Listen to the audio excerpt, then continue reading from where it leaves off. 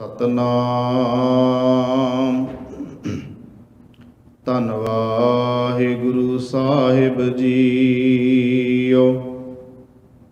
ਸ਼ਲੋਕ ਮਹੱਲਾ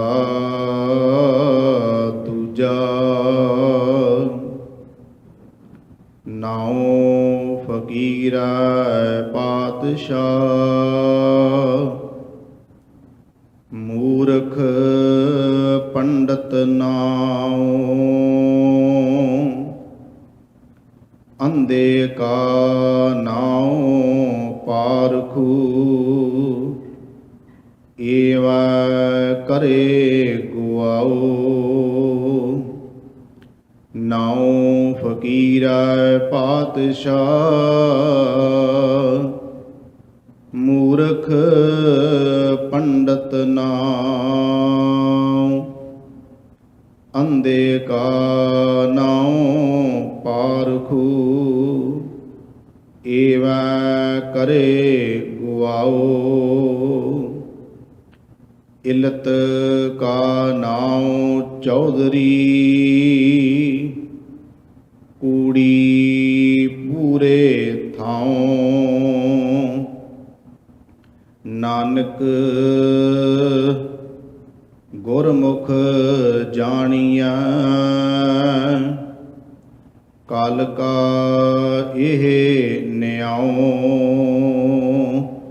ਨਾਨਕ ਗੁਰਮੁਖ ਜਾਣੀਐ,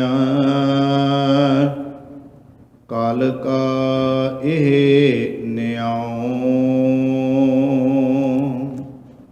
ਵਾਹਿਗੁਰੂ ਜੀ ਕਾ ਖਾਲਸਾ, ਵਾਹਿਗੁਰੂ ਜੀ ਕੀ ਫਤਿਹ। ਪਰਮ ਸਨਮਾਨਯੋਗ ਚਵਰ ਛਤਰ ਤਖਤ ਦੇ ਮਾਲਕ, ਜੁਗੋ ਜੁਗ ਅਟਲ ਧੰਨ ਧੰਨ ਸਤਿਗੁਰੂ ਸ੍ਰੀ ਗੁਰੂ ਗ੍ਰੰਥ ਸਾਹਿਬ ਮਹਾਰਾਜ ਜੀ ਦੀ ਪਾਵਨ ਪਵਿੱਤਰ ਹਜ਼ੂਰੀ ਅੰਦਰ ਸੁਭਾਏਮਾਨ ਗੁਰੂ ਸਵਾਰੇ ਸਤ ਸੰਗੀ ਜਨੋ। ਧੰਨ ਸ੍ਰੀ ਗੁਰੂ ਗ੍ਰੰਥ ਸਾਹਿਬ ਮਹਾਰਾਜ ਜੀ ਦੀ ਅਪਾਰ ਬਖਸ਼ਿਸ਼ ਰਹਿਮਤ ਹੋਈ ਹੈ, ਜੋ ਸ਼ਾਮ ਦੇ ਸੁੰਦਰ ਦੀਵਾਨ ਸਜੇ ਹਨ। ਆਪ ਜੀਆਂ ਨੇ ਗੁਰੂ ਦਰਬਾਰ ਦੀ ਹਾਜ਼ਰੀ ਭਰ ਕੇ ਸਤਿਗੁਰੂ ਗਰੀਬ ਨਿਵਾਜ ਸੱਚੇ ਪਾਤਸ਼ਾਹ ਮਹਾਰਾਜ ਜੀ ਦੀ ਪਾਵਨ ਪਵਿੱਤਰ ਬਾਣੀ ਦੇ ਪਾਠ, ਗੁਰਬਾਣੀ ਕੀਰਤਨ ਸਰਵਣ ਕੀਤਾ ਹੈ। ਚੱਲ ਰਹੀ ਗੁਰਬਾਣੀ ਦੀ ਲੜੀਵਾਰ ਕਥਾ ਧੰਨ ਸ੍ਰੀ ਗੁਰੂ ਨਾਨਕ ਦੇਵ ਸੱਚੇ ਪਾਤਸ਼ਾਹ ਮਹਾਰਾਜ ਜੀ ਦੀ ਉਚਾਰਨ ਕੀਤੀ ਹੋਈ ਵਾਰ, ਜੋ ਰਾਗ ਮਲਾਰ ਵਿੱਚ ਹੈ, ਉਸ ਦੀ ਵਿਚਾਰ ਚੱਲ ਰਹੀ ਹੈ। ਅੱਜ ਦਾ ਪਾਵਨ ਪਵਿੱਤਰ ਸ਼ਲੋਕ ਧੰਨ ਸ੍ਰੀ ਗੁਰੂ ਅੰਗਦ ਦੇਵ ਸੱਚੇ ਪਾਤਸ਼ਾਹ ਮਹਾਰਾਜ ਜੀ ਦਾ ਹੈ, ਜਿਸ ਦੀ ਵਿਚਾਰ ਸਤਿਗੁਰੂ ਗਰੀਬ ਨਿਵਾਜ ਪਾਤਸ਼ਾਹ ਜੀ ਆਪ ਹੀ ਮਤ ਬੁੱਧ ਬਖਸ਼ਿਸ਼ ਕਰਕੇ ਕਰਵਾ ਲੈਣ। ਕਰੋ ਕਿਰਪਾ ਸਾਧ ਸੰਗਤ। ਸਤਿਗੁਰੂ ਗਰੀਬ ਨਿਵਾਜ ਸੱਚੇ ਪਾਤਸ਼ਾਹ ਮਹਾਰਾਜ ਜੀ ਸਾਨੂੰ ਮਨ ਦਾ ਟਿਕਾਓ, ਇਕਾਗਰਤਾ ਦੀ ਦਾਤ ਬਖਸ਼ਿਸ਼ ਕਰਨ।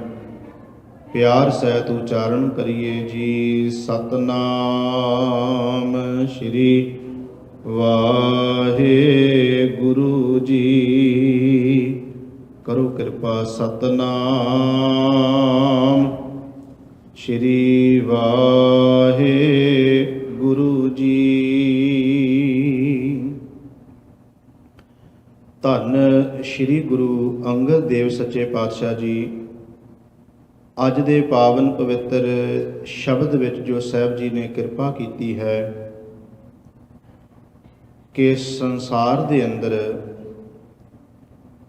ਆਮ ਤੌਰ ਤੇ ਇਹ ਗੱਲ ਕਹੀ ਜਾਂਦੀ ਹੈ, ਜਦੋਂ ਵੀ ਕੋਈ ਘਟਨਾ ਇਹੋ ਜਿਹੀ ਵਾਪਰਦੀ ਹੈ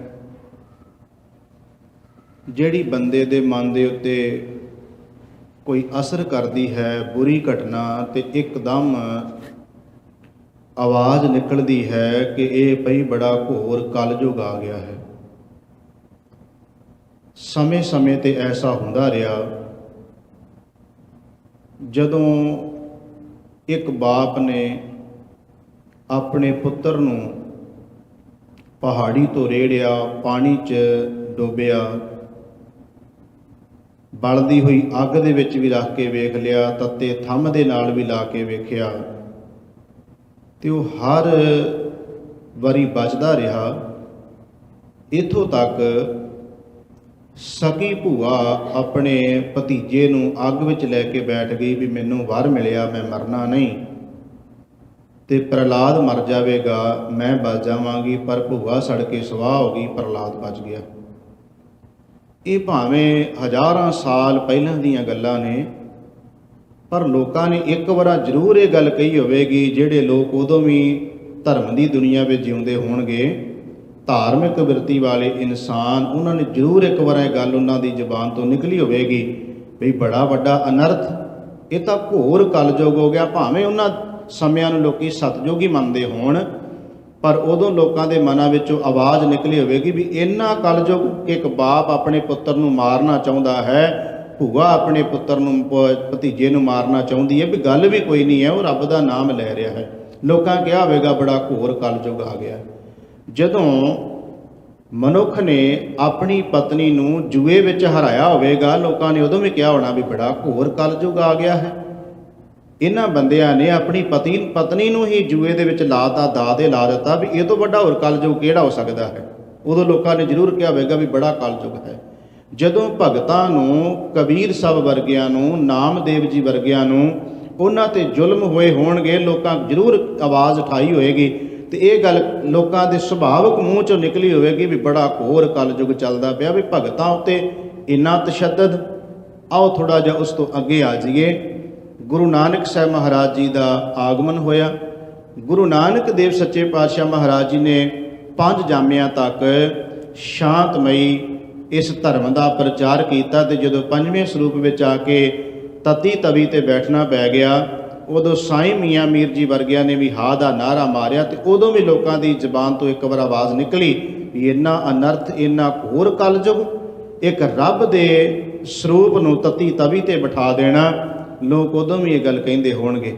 ਉਸ ਤੋਂ ਅੱਗੇ ਆ ਜਾਈਏ, ਸ੍ਰੀ ਗੁਰੂ ਤੇਗ ਬਹਾਦਰ ਮਹਾਰਾਜ ਨੂੰ ਚਾਂਦਨੀ ਚੌਂਕ ਦੇ ਵਿੱਚ ਜਦੋਂ ਸ਼ਹੀਦ ਕੀਤਾ ਗਿਆ, ਤੇ ਉਹਨਾਂ ਦੇ ਸਾਹਮਣੇ 3 ਸਿੱਖ ਸ਼ਹੀਦ ਕੀਤੇ ਗਏ। ਲੋਕਾਂ ਦੇ ਸੁਭਾਵਿਕ ਇਹ ਗੱਲ ਨਿਕਲੀ ਹੋਵੇਗੀ ਵੀ ਐਡਾ ਵੱਡਾ ਕਲਯੁਗ, ਇੰਨਾ ਅਨਰਥ ਹੋ ਰਿਹਾ ਕਿ ਇੱਥੇ ਰੱਬ ਦੇ ਪਿਆਰਿਆਂ ਉੱਤੇ ਜ਼ੁਲਮ ਹੋ ਰਹੇ ਨੇ।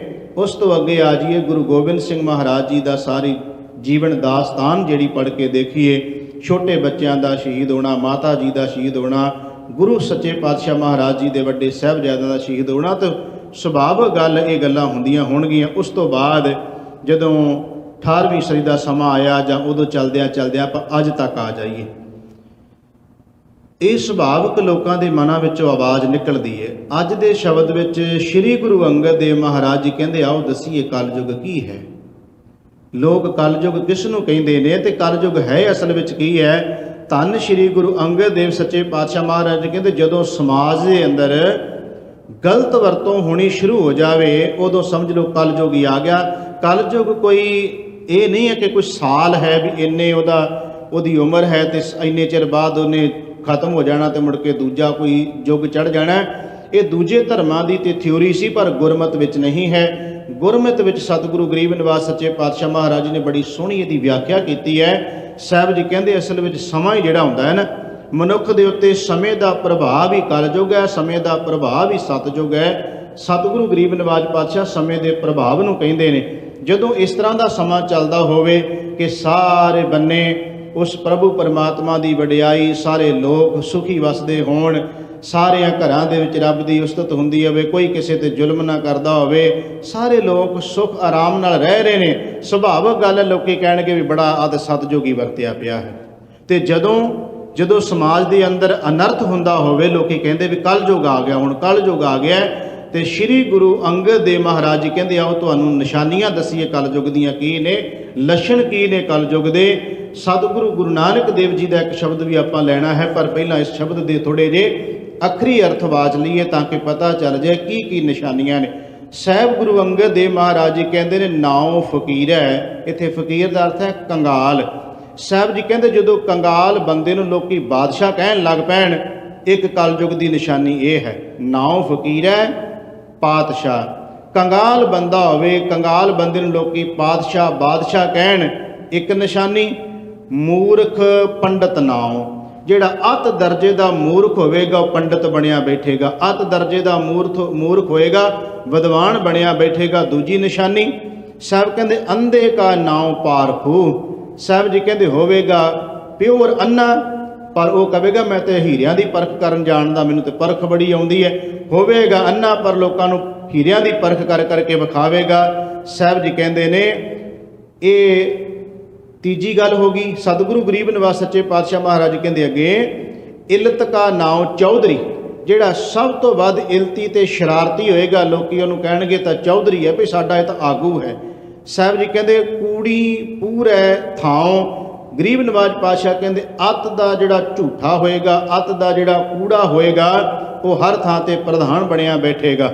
ਸਾਹਿਬ ਜੀ ਕਹਿੰਦੇ ਨੇ ਧੰਨ ਸ਼੍ਰੀ ਗੁਰੂ ਅੰਗਦ ਦੇਵ ਜੀ ਕਹਿੰਦੇ ਨਾਨਕ ਗੁਰਮੁਖ ਜਾਣੀਏ ਕਲ ਕਾ ਇਹ ਹੈ ਕਲਯੁਗ ਦੀਆਂ ਨਿਸ਼ਾਨੀਆਂ। ਭਾਵ ਕੀ ਹੋ ਗਿਆ? ਸਤਿਗੁਰੂ ਗਰੀਬ ਨਿਵਾਜ ਪਾਤਸ਼ਾਹ ਕਹਿੰਦੇ ਜਦੋਂ ਸਮਾਜ ਦੇ ਅੰਦਰ ਸਾਰਾ ਕੁਝ ਉਲਟੀ ਹੁੰਦਾ ਹੋਵੇਗਾ ਨਾ, ਉਦੋਂ ਸਮਝ ਲਓ ਕਲਯੁਗ ਹੀ ਹੋ ਗਿਆ। ਭਾਵ ਇਹਦਾ ਇਹ ਬਣ ਗਿਆ, ਤੁਸੀਂ ਸੌਖਾ ਸਮਝ ਆਪਾਂ ਲਈਏ ਕਿ ਜਦੋਂ ਹਰ ਇਨਸਾਨ ਆਪਣੀ ਜ਼ਿੰਮੇਵਾਰੀ ਤੋਂ ਭੱਜਿਆ ਹੋਇਆ ਸਮਾਜ ਦੇ ਵਿੱਚ ਅਨਰਥ ਕਰਦਾ ਹੈ, ਸਮਝ ਲਓ ਕਲਯੁਗ ਆ ਗਿਆ।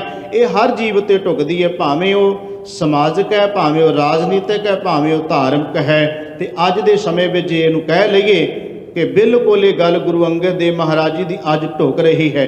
ਅੱਜ ਅਸੀਂ ਧਾਰਮਿਕ ਤੌਰ ਤੇ ਵੀ ਜੋ ਕੁਝ ਬਣ ਗਿਆ, ਜਿੰਨੇ ਕਰਮ ਕਾਂਡ ਵਹਿਮ ਭਰਮ ਫੈਲਾਏ ਜਾ ਰਹੇ ਨੇ ਧਾਰਮਿਕ ਲੋਕਾਂ ਵੱਲੋਂ, ਰਾਜਨੀਤਿਕ ਲੋਕ ਜਿਹੜੇ ਹੈ ਉਹ ਇਸ ਤਰ੍ਹਾਂ ਦੇ ਹੋ ਗਏ ਨੇ ਕਿ ਵਾੜ ਹੀ ਖੇਤ ਨੂੰ ਖਾਣ ਲੱਗ ਪਈ ਹੈ। ਤੇ ਸਮਾਜਿਕ ਦਾ ਭਾਵ ਹੈਗਾ ਜਿੱਥੇ ਵੀ ਸਮਾਜ ਆਉਂਦਾ ਹੈ, ਸਮਾਜ ਵੀ ਉਹਨਾਂ ਲੋਕਾਂ ਨੂੰ ਪ੍ਰਮੋਟ ਕਰ ਰਿਹਾ ਹੈ ਜਿਹੜੇ ਲੋਕ ਇਸ ਅਨਰਥ ਦੇ ਵਿੱਚ ਲੱਗੇ ਹੋਏ ਨੇ। ਇੱਕ ਸ਼ਬਦ ਸ਼੍ਰੀ ਗੁਰੂ ਨਾਨਕ ਦੇਵ ਮਹਾਰਾਜ ਜੀ ਦਾ ਲਈਏ, ਹੋਰ ਵੀ ਗੱਲ ਸਪਸ਼ਟ ਹੋ ਜਾਏਗੀ। ਮੇਰੇ ਗਰੀਬ ਨਿਵਾਜ ਪਾਤਸ਼ਾਹ ਮਹਾਰਾਜ ਜੀ ਕਹਿੰਦੇ ਨੇ ਕਾਜੀ ਕੂੜ ਬੋਲ ਮਲ ਖਾਏ, ਬ੍ਰਾਹਮਣ ਨਹਾਵੈ ਜੀਆਂ ਘਾਏ, ਜੋਗੀ ਜੁਗਤ ਨਾ ਜਾਣੇ ਅੰਧ ਤੀਨੇ ਉਜਾੜੇ ਕਾ ਬੰਧ। ਸਤਿਗੁਰੂ ਮਹਾਰਾਜ ਜੀ ਕਹਿੰਦੇ ਸਮਾਜ ਦਾ ਉਜਾੜਾ ਕਿਵੇਂ ਹੋ ਰਿਹਾ ਹੈ? ਧੰਨ ਸ਼੍ਰੀ ਗੁਰੂ ਨਾਨਕ ਦੇਵ ਮਹਾਰਾਜ ਜੀ ਕਹਿੰਦੇ ਕਾਜੀ ਰਿਸ਼ਵਤੀ ਹੋ ਚੁੱਕੇ ਨੇ। ਤੇ ਗਰੀਬ ਨਿਵਾਜ ਪਾਤਸ਼ਾਹ ਮਹਾਰਾਜ ਜੀ ਕਹਿੰਦੇ ਨੇ ਕਾਜੀ ਕੂੜ ਬੋਲ ਮਲ ਖਾਏ। ਕਾਜੀ ਜਿਹੜਾ ਕੂੜ ਬੋਲ ਕੇ ਮੈਲ ਖਾ ਰਿਹਾ ਹੈ। ਤੇ ਬ੍ਰਾਹਮਣ ਨਹਾਵੈ ਜੀਆਂ ਘਾਏ, ਕਹਿੰਦੇ ਬ੍ਰਾਹਮਣ ਜਾ ਕੇ ਤੀਰਥਾਂ ਤੇ ਨਹਾਉਂਦਾ ਵੀ ਹੈ ਪਰ ਜੀਵਾਂ ਦਾ ਘਾਣ ਵੀ ਕਰੀ ਜਾਂਦਾ ਹੈ। ਜੋਗੀ ਜੁਗਤ ਨਾ ਜਾਣੇ ਅੰਧ, ਜਿਹੜਾ ਜੋਗੀ ਹੈ ਸਵਾਹ ਮਲਣ ਤੇ ਲੱਗਾ ਹੈ, ਉਹਨੇ ਵੀ ਆਪਣੀ ਸਰੀਰ ਦੀ ਜੁਗਤ ਛੱਡ ਦਿੱਤੀ ਹੈ। ਤੀਨੇ ਉਜਾੜੇ ਕਾ ਬੰਧੇ, ਸਮਾਜ ਨੂੰ ਉਜਾੜ ਰਹੇ ਨੇ।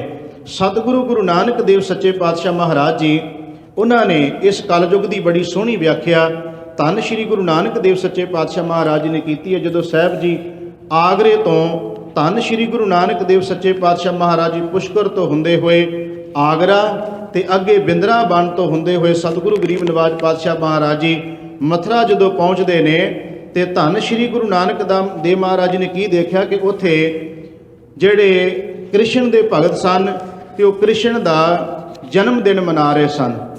ਧੰਨ ਸ਼੍ਰੀ ਗੁਰੂ ਨਾਨਕ ਦੇਵ ਸੱਚੇ ਪਾਤਸ਼ਾਹ ਮਹਾਰਾਜ ਜੀ ਦੇ ਨਾਲ ਭਾਈ ਮਰਦਾਨਾ ਜੀ ਨਾਲ ਹੈ। ਤੇ ਜਦੋਂ ਉਸ ਜਗ੍ਹਾ ਤੇ ਪਹੁੰਚੇ ਤੇ ਜਿਹੜਾ ਮੰਦਿਰ ਸੀ ਨਾ ਉਸ ਮਥੁਰਾ ਦੇ ਵਿੱਚ, ਉਸ ਮੰਦਿਰ ਦਾ ਨਾਂ ਹੈ ਕੇਸ਼ਵਦਾਸ। ਕੇਸ਼ਵ ਦੇਵ ਉਸ ਮੰਦਿਰ ਦਾ ਨਾਂ ਹੈ ਜਿਹੜਾ ਕ੍ਰਿਸ਼ਨ ਦੇ ਨਾਂ ਤੇ ਬਣਾਇਆ ਹੋਇਆ। ਤੇ ਜਦੋਂ ਗੁਰੂ ਨਾਨਕ ਦੇਵ ਮਹਾਰਾਜ ਜੀ ਭਾਈ ਮਰਦਾਨੇ ਨੂੰ ਨਾਲ ਲੈ ਕੇ ਪਹੁੰਚੇ ਤੇ ਇਹ ਸਫ਼ਰ ਕੀਤਾ 235 ਮੀਲ ਦਾ। 235 ਮੀਲ ਸਤਿਗੁਰੂ ਮਹਾਰਾਜ ਜੀ ਇਹ ਸਫ਼ਰ ਕਰਕੇ ਤੇ ਉਸ ਮੰਦਿਰ ਦੇ ਕੋਲ ਸਤਿਗੁਰੂ ਮਹਾਰਾਜ ਜੀ ਪਹੁੰਚ ਗਏ। ਤਵਾਰੀਖ ਗੁਰੂ ਖਾਲਸਾ ਦੇ ਵਿੱਚ ਇਹ ਸ਼ਬਦ ਲਿਖੇ ਨੇ ਕਿ ਭਾਈ ਮਰਦਾਨਾ ਜੀ ਨੇ ਜਦੋਂ ਉਸ ਮੰਦਿਰ ਦੇ ਵਿੱਚ ਜੋ ਕੁਝ ਹੋ ਰਿਹਾ ਸੀ, ਜੋ ਕੁਝ ਕ੍ਰਿਸ਼ਨ ਦਾ ਜਨਮ ਦਿਨ ਮਨਾਉਂਦਿਆਂ ਹੋਇਆਂ ਲੋਕ ਕਰ ਰਹੇ ਸਨ, ਤੇ ਤਵਾਰੀਖ ਗੁਰੂ ਖਾਲਸਾ ਵਿੱਚ ਲਿਖਿਆ ਕਿ ਗੁਰੂ ਨਾਨਕ ਦੇਵ ਜੀ ਨੂੰ ਭਾਈ ਮਰਦਾਨੇ ਨੇ ਕਿਹਾ ਮਹਾਰਾਜ ਆਪਾਂ ਧਾਰਮਿਕ ਸਥਾਨ ਤਾਂ ਪਹਿਲਾਂ ਵੀ ਬੜੇ ਵੇਖੇ ਹੈ, ਹਿੰਦੂਆਂ ਦੇ ਵੀ ਵੇਖੇ ਹੈ, ਮੁਸਲਮਾਨਾਂ ਦੇ ਵੀ ਵੇਖੇ ਹੈ ਮਹਾਰਾਜ, ਪਹਿਲਾਂ ਧਾਰਮਿਕ ਸਥਾਨ ਤਾਂ ਬਹੁਤ ਦੇਖੇ ਪਰ ਅੱਜ ਵਾਲਾ ਦੇਖ ਕੇ ਸਥਾਨ ਸੱਚੇ ਪਾਤਸ਼ਾਹ ਮਹਾਰਾਜ ਜੀ ਮਨ ਵਿੱਚ ਇਹ ਖਿਆਲ ਆਇਆ ਹੈ ਕਿ ਇਹੋ ਜਿਹਾ ਸਥਾਨ ਤੇ ਰੱਬ ਨਾ ਹੀ ਵਿਖਾਉਂਦਾ ਤੇ ਤਾਂ ਚੰਗਾ ਸੀ। ਉੱਥੇ ਜਿਹੜੇ ਸ਼ਬਦ ਲਿਖੇ ਨੇ ਤਵਾਰੀ ਗੁਰੂ ਖਾਲਸਾ ਚੋਂ ਸ਼ਬਦ ਨੇ ਕਿ ਭਾਈ ਮਰਦਾਨੇ ਨੇ ਕਿਹਾ ਮਹਾਰਾਜ ਇੱਥੇ ਲੁੱਚੇ ਲਫੰਗੇ ਲੋਕ ਮੰਦਿਰ ਦੇ ਵਿੱਚ ਜੋ ਕੁਝ ਕਰ ਰਹੇ ਨੇ ਮਹਾਰਾਜ ਇਹ ਧਾਰਮਿਕ ਮੰਦਿਰ ਹੈ ਕਿ ਜਾਂ ਇਹ ਕੁਝ ਹੋਰ ਹੈ। ਭਾਈ ਮਰਦਾਨਾ ਕਹਿੰਦਾ ਮਹਾਰਾਜ ਹੈ ਤਾਂ ਕ੍ਰਿਸ਼ਨ ਦੇ ਨਾਂ ਤੇ ਬਣਿਆ ਹੋਇਆ ਮੰਦਿਰ ਪਰ ਹੋ ਕੀ ਰਿਹਾ ਹੈ। ਤੇ ਗੁਰੂ ਨਾਨਕ ਦੇਵ ਜੀ ਕਹਿੰਦੇ ਮਰਦਾਨਿਆ ਇਸੇ ਕਰਕੇ ਤਾਂ ਆਪਾਂ ਇੱਥੇ ਆਏ ਹਾਂ। ਤੇ ਕੀ ਹੋ ਰਿਹਾ ਸੀ ਉੱਥੇ? ਇਤਿਹਾਸਕਾਰ ਕਹਿੰਦੇ ਨੇ ਜਦੋਂ ਗੁਰੂ ਨਾਨਕ ਦੇਵ ਜੀ ਪਹੁੰਚੇ ਤੇ ਜਿਹੜੇ ਲੋਕ ਰਾਸ ਲੀਲਾ ਕਰ ਰਹੇ ਸਨ, ਕ੍ਰਿਸ਼ਨ ਦੇ ਜਨਮ ਦਿਨ ਦੇ ਉੱਤੇ ਜਿਹੜੇ ਨਾਟਕ ਚੇਟਕ ਕਰ ਰਹੇ ਸਨ ਉੱਤੇ, ਉਹਨਾਂ ਲੋਕਾਂ ਦਾ ਜਿਹੜਾ ਅਗਲੇ ਬੰਨੇ ਆਏ ਹੋਏ ਲੋਕ ਵੇਖਣ ਵਾਸਤੇ ਸੀ, ਉਹਨਾਂ ਨੂੰ ਉਹ ਨਾਟਕ ਚੇਟਕ ਇਸ ਢੰਗ ਦੇ ਕਰਦੇ ਸਨ ਕਿ ਕਾਮ ਉਕਸਾਊ ਬਿਰਤੀ ਲੋਕਾਂ ਦੀ ਬਣਾ ਰਹੇ ਸਨ। ਇਸ ਤਰੀਕੇ ਦੇ ਨਾਲ ਉੱਥੇ ਜਿਹੜਾ ਕ੍ਰਿਸ਼ਨ ਬਣ ਕੇ, ਰਾਧਿਕਾ ਬਣ ਕੇ, ਚਾਹੇ ਹੋਰ ਕੁਝ ਬਣ ਕੇ ਜੋ ਕੁਝ ਸਟੇਜ ਦੇ ਉੱਤੇ ਸ਼ੋਅ ਕੀਤਾ ਜਾ ਰਿਹਾ ਸੀ, ਉਹ ਸਾਰਾ ਦਾ ਸਾਰਾ ਕਾਮ ਉਕਸਾਊ ਸੀਗਾ। ਤਾਂ ਹੀ ਭਾਈ ਮਰਦਾਨੇ ਨੂੰ ਕਹਿਣਾ ਪੈ ਗਿਆ ਨਾ, ਮਹਾਰਾਜ ਤੇ ਲੁੱਚੇ ਲਫੰਗੇ, ਇਹ ਸ਼ਬਦ ਤਵਾਰੀ ਗੁਰੂ ਖਾਲਸਾ 'ਚ ਲਿਖੇ ਨੇ। ਤੇ ਸ਼੍ਰੀ ਗੁਰੂ ਨਾਨਕ ਦੇਵ ਮਹਾਰਾਜ ਨੇ ਕਿਹਾ, ਮਰਦਾਨਿਆਂ ਤਾਂ ਹੀ ਤਾਂ ਇੱਥੇ ਪਹੁੰਚੇ ਆ, ਇਹ ਕੁਝ ਇੱਥੇ ਅਨਰਥ ਹੁੰਦਾ ਕਰਕੇ ਤੇ ਇੱਥੇ ਆਏ ਹੋਏ ਆ। ਤੇ ਮੈਂ ਜਦੋਂ ਉਸ ਸ਼ਬਦ ਨੂੰ ਵੇਖਿਆ ਤਵਾਰੀ ਗੁਰੂ ਖਾਲਸਾ ਦੇ ਨੂੰ, ਤੇ ਨਾਲ ਹੀ ਗੁਰੂ ਨਾਨਕ ਦੇਵ ਮਹਾਰਾਜ ਦਾ ਸ਼ਬਦ ਤੱਕਿਆ, ਤੇ ਇੱਕਦਮ ਮਨ ਵਿੱਚ ਖਿਆਲ ਆ ਗਿਆ ਕਿ ਮਹਾਰਾਜ ਇਹਦਾ ਮਤਲਬ ਹਜ਼ਾਰਾਂ ਸਾਲ ਪਹਿਲਾਂ ਵੀ ਇਹੀ ਕੁਝ ਹੁੰਦਾ ਸੀ। ਜਦੋਂ ਲੋਕ ਇਹਨਾਂ ਕ੍ਰਿਸ਼ਨ ਦੇ ਜਨਮ ਦਿਨ ਮਨਾਉਂਦੇ ਸਨ, ਉਦੋਂ ਵੀ ਇਹ ਕੁਝ ਹੁੰਦਾ ਸੀ, ਅੱਜ ਵੀ ਉਹੀ ਕੁਝ ਹੋ ਰਿਹਾ। ਅੱਜ ਅਸੀਂ ਠੀਕ ਹੈ ਕਿ ਉਸ ਚੀਜ਼ ਨੂੰ ਅਸੀਂ ਹੋਰ ਰੂਪ ਦੇ ਦਿੱਤਾ ਹੈ, ਅੱਜ ਅਸੀਂ ਉਹਦਾ ਨਾਂ ਰੱਖ ਦਿੱਤਾ ਸੱਭਿਆਚਾਰ। ਪਹਿਲਾਂ ਲੋਕ ਇਹਨੂੰ ਕਹਿੰਦੇ ਸੀ ਕੰਜਰਖਾਨਾ, ਤੇ ਉਹ ਹੁਣ ਕਿਉਂਕਿ ਸ਼ਬਦ ਇਸ ਤਰ੍ਹਾਂ ਦਾ ਲੋਕੀ ਵਰਤ ਨਹੀਂ ਸਕਦੇ, ਉਹਦਾ ਬੜਾ ਸੋਹਣਾ ਜਿਹਾ ਸ਼ਬਦ ਲੱਭ ਲਿਆ ਲੋਕਾਂ ਨੇ ਕਿ ਸੱਭਿਆਚਾਰ, ਗਾਇਕ ਸ਼ਬਦ ਲੱਭ ਲਿਆ। ਪਰ ਉਦੋਂ ਵੀ ਅਨਰਥ ਰਿਹਾ ਸੀ, ਹੁਣ ਅੱਜ ਵੀ ਅਨਰਥ ਹੀ ਰਿਹਾ ਹੈ। ਅੱਜ ਗੱਲ ਚੱਲ ਰਹੀ ਹੈ ਕਲ ਯੁੱਗ ਦੀ। ਤੇ ਜਦੋਂ ਗੁਰੂ ਨਾਨਕ ਦੇਵ ਮਹਾਰਾਜ ਜੀ ਪਹੁੰਚੇ ਤੇ ਪੰਡਤਾਂ ਨੂੰ ਗੁਰੂ ਨਾਨਕ ਦੇਵ ਮਹਾਰਾਜ ਜੀ ਕਹਿਣ ਲੱਗੇ ਭਈ ਆਹ ਕੁਝ ਕੀ ਹੋ ਰਿਹਾ ਮੰਦਿਰ ਦੇ ਵਿੱਚ, ਤੁਸੀਂ ਪੁਜਾਰੀ ਹੋ ਇੱਥੋਂ ਦੇ, ਤੁਸੀਂ ਇੱਥੋਂ ਦੇ ਜ਼ਿੰਮੇਵਾਰ ਹੋ, ਇੱਥੇ ਹੋ ਕੀ ਰਿਹਾ ਹੈ? ਆ ਜੋ ਕੁਝ ਸਾਹਮਣੇ ਵਿਖਾਇਆ ਜਾ ਰਿਹਾ ਇਹਨਾਂ ਲੋਕਾਂ ਨੂੰ, ਕਾਮ ਉਕਸਾਊ ਬਿਰਤੀਆਂ ਲੋਕਾਂ ਦੀਆਂ ਬਣਾਈਆਂ ਜਾ ਰਹੀਆਂ ਵੀ ਇਹ ਧਾਰਮਿਕ ਮੰਦਿਰ ਹੈ, ਕ੍ਰਿਸ਼ਨ ਦਾ ਮੰਦਿਰ ਤੁਸੀਂ ਕਹਿੰਦੇ ਹੋ। ਇੱਕ ਬੰਨੇ ਕ੍ਰਿਸ਼ਨ ਨੂੰ ਭਗਵਾਨ ਕਹਿੰਦੇ ਹੋ, ਜੇ ਭਗਵਾਨ ਦੇ ਮੰਦਿਰ ਦੇ ਵਿੱਚੋਂ ਹੀ ਇਹ ਕੁਝ ਸਾਹਮਣੇ ਆਏਗਾ ਤੇ ਲੋਕੀ ਕਿੱਥੇ ਜਾਣਗੇ, ਲੋਕੀ ਸਿੱਖਿਆ ਕਿੱਥੋਂ ਲੈਣਗੇ? ਤੇ ਪੰਡਤ ਇੱਕਦਮ ਹੱਸ ਕੇ, ਤਾੜੀ ਹੱਥ ਤੇ ਹੱਥ ਮਾਰ ਕੇ, ਉੱਚੀ ਸਾਰੀ ਹੱਸ ਕੇ ਪਤਾ ਕੀ ਕਹਿਣ ਲੱਗੇ? ਗੁਰੂ ਨਾਨਕ ਦੇਵ ਜੀ ਨੂੰ ਕਹਿੰਦੇ ਜੀ ਸਾਡੇ ਵੱਸ ਦੀ ਗੱਲ ਨਹੀਂ, ਇਹ ਤਾਂ ਕਲਯੁਗ ਆ ਗਿਆ ਹੈ। ਕਹਿੰਦੇ ਸਾਡੇ ਵੱਸ ਦੀ ਗੱਲ ਨਹੀਂ, ਇਹ ਕਲਯੁਗ ਆ ਗਿਆ ਹੈ। ਤੇ ਧੰਨ ਗੁਰੂ ਨਾਨਕ ਦੇਵ ਸੱਚੇ ਪਾਤਸ਼ਾਹ ਮਹਾਰਾਜ ਜੀ ਕਹਿੰਦੇ ਫਿਰ ਆਓ ਮੇਰੇ ਕੋਲੇ ਬੈਠੋ, ਮੈਂ ਕਲਯੁਗ ਦੀ ਤੁਹਾਨੂੰ ਵਿਆਖਿਆ ਕਰਕੇ ਸੁਣਾਉਣਾ ਹਾਂ। ਕਹਿਣ ਲੱਗੇ ਮਹਾਰਾਜ ਕਲਯੁਗ ਆ ਗਿਆ, ਸਾਡੇ ਵੱਸ ਦੀ ਗੱਲ ਨਹੀਂ ਰਹੀ। ਇਹਦਾ ਮਤਲਬ ਬੰਦਾ ਆਪਣੇ ਆਪ ਦਾ ਖਹਿੜਾ ਛਡਾਉਣ ਵਾਸਤੇ ਸ਼ਬਦ ਸੌਖਾ ਜਿਹਾ ਲੱਭ ਲਵੇ। ਜਦੋਂ ਇਸ ਤਰ੍ਹਾਂ ਦਾ ਕੁਝ ਵਾਪਰਦਾ ਹੋਵੇ ਤੇ ਇੱਕ ਸ਼ਬਦ ਕਹਿ ਕੇ ਬੰਦਾ ਪਾਸੇ ਨਿਕਲ ਜਾਂਦਾ ਵੀ ਕੀ ਕਰ ਸਕਦੇ ਹਾਂ ਜੀ, ਕਲਯੁਗ ਆ ਗਿਆ ਹੈ, ਕਲਯੁਗ ਵਰਤ ਰਿਹਾ ਹੈ। ਗੁਰੂ ਨਾਨਕ ਦੇਵ ਮਹਾਰਾਜ ਜੀ ਨੇ ਮੁਖੀ ਬ੍ਰਾਹਮਣਾ ਪੰਡਤਾਂ ਨੂੰ ਆਪਣੇ ਕੋਲ ਬਿਠਾਇਆ ਤੇ ਸਾਹਿਬ ਜੀ ਕਹਿੰਦੇ ਨਾਟਕ ਚੇਟਕ ਆਪਣਾ ਬੰਦ ਕਰੋ। ਸਾਹਿਬ ਜੀ ਨੇ ਉਹ ਨਾਟਕ ਚੇਟਕ ਬੰਦ ਕਰਵਾਏ।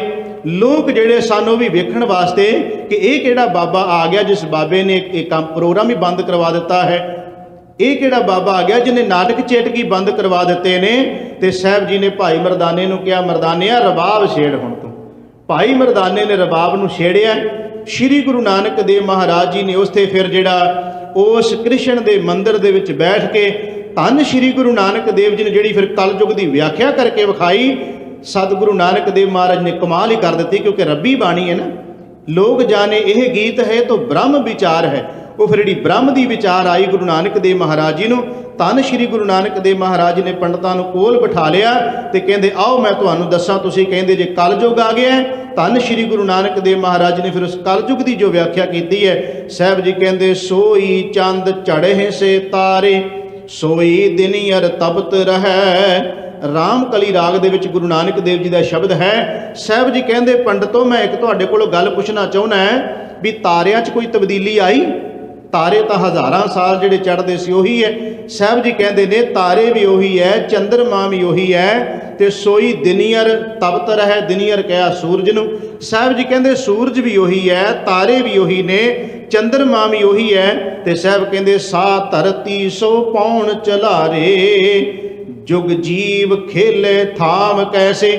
ਧੰਨ ਗੁਰੂ ਨਾਨਕ ਦੇਵ ਜੀ ਕਹਿੰਦੇ ਨੇ ਧਰਤੀ ਵੀ ਉਹੀ ਹੈ, ਹਵਾ ਵੀ ਉਹੀ ਹੈ, ਤੇ ਇਹਨਾਂ ਜੀਵਾਂ ਦੇ ਅੰਦਰ ਕਲਯੁਗ ਖੇਡਦਾ ਪਿਆ, ਬਾਹਰ ਨਹੀਂ।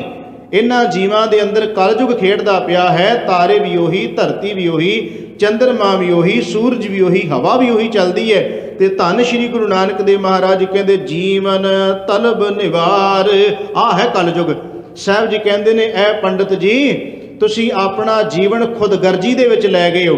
ਖੁਦਗਰਜ ਹੁੰਦਿਆਂ ਹੋਇਆਂ ਤੁਸੀਂ ਖੁਦਗਰਜੀ ਵਿੱਚ ਜਾ ਕੇ ਆਪਣੀ ਜ਼ਿੰਮੇਵਾਰੀ ਤੋਂ ਭੱਜ ਚੁੱਕੇ ਹੋ, ਇਸ ਕਰਕੇ ਤੁਹਾਡੇ ਅੰਦਰ ਕਲਯੁਗ ਬੈਠਾ, ਬਾਹਰ ਨਹੀਂ। ਤੇ ਸਾਹਿਬ ਕਹਿੰਦੇ ਹੋਏ ਪਰਵਾਣਾ ਕਰੈ ਧਿਆਣਾ, कल के लखण विचार। धन गुरु नानक देव जी कहते आ जे कलयुग के लक्षण किहड़े? कहते जदों गरीबां उत्ते धक्का हुंदा होवे, जदों गरीबां ते जुल्म हुंदा होवे, धन श्री गुरु नानक देव जी कहते न्याय नां दी कोई चीज़ ही ना रह जावे, इहनूं कलयुग कहा जांदा। जदों न्याय नां दी कोई चीज़ ना होवे, जदों गरीबां उत्ते अत दा जुल्म ते धक्का हुंदा होवे, धन श्री गुरु नानक देव जी कहते बंदियां दे अंदर ही बैठा होया कलयुग ही कुछ वरतारा वरता रहा है। ते साहब जी कहते कितै देश न आया सुनिए, तीर्थ पास न बैठा। धन गुरु नानक देव जी कहते भी किहड़े तीर्थ उत्ते कलयुग रहिंदा है, कित्थों आउंदा है ते किधर नूं जांदा है? कोई दसोगे? पंडितां नूं पुछदे ने गुरु नानक देव जी, कहते दसोगे भी कलयुग आउंदा किधरों है, जांदा किधर नूं है, उहदा किहड़े तीर्थ उत्ते टिकाणा है? साहब जी कहते कितै देश ना आया सुनिए, वो किहड़े देश विचों पई आया है, वो किहड़ी कंट्री विचों आया है कलयुग, उहदे बारे दसोगे? गुरु नानक देव जी कहते हैं कि उहदे बारे जानकारी दिओगे भी आया कित्थों है? ते साहब जी कहते तीर्थ पास ना बैठा, किसी तीर्थ उत्ते टिकाणा बना के अपना बैठा कलयुग। ते साहब जी कहते ने दाता दान करे तै नाही, महल उसार न बैठा। साहब जी कहते किते वो दाता बन के तो नहीं बैठा होया, किते अपना महल घर बना के तो नहीं बैठा होया। गुरु नानक देव जी कहते दसो जिहड़ा तुसीं कहंदे कलयुग आ गया वो किहड़े महल विच बैठा है, किथे दान करदा बैठा है?